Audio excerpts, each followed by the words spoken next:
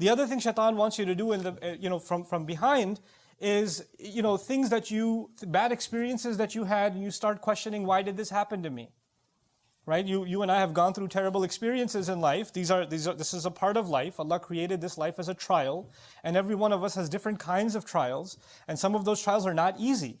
And when you think about what happened, it's very painful. And it can be paralyzing. It can be something that you're overwhelmed, almost reliving the event that occurred in the past. And one of the things shaitan wants is to keep you there, to keep you thinking about the past, to keep you thinking about what happened, and keep questioning, why did this happen to me? Why did this happen to me? Why did this happen to me? Maybe I deserve it. Maybe I'm cursed. Maybe I'm no good. This is why Allah is angry at me. This is why He made this happen to me. And so you live in that moment that happened some time ago that Allah actually brought you out of.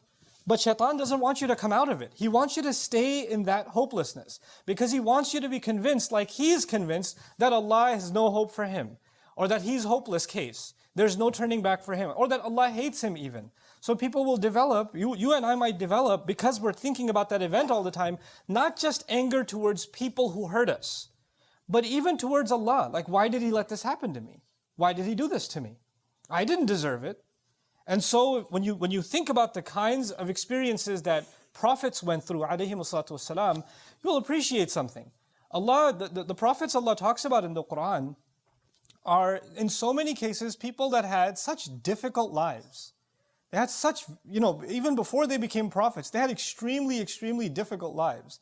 Think about the life of our own messenger, sallallahu alaihi wasallam, whose parents die in childhood, right? Who goes through, one care to another care to another care, and every time he has somebody that is basically taking care of him, they pass away, and he's passed on to someone else, and he's passed on to someone else. How difficult is that for a child? How difficult is it for a parent to lose their child? Our messenger experienced losing children, sallallahu alaihi wasallam. And the thought to come, why did I deserve that should happen to me? Or why did my child deserve to die like this? And every time you see somebody else's child healthy and running around, it reminds you of the child that you don't have anymore. That sort of thing.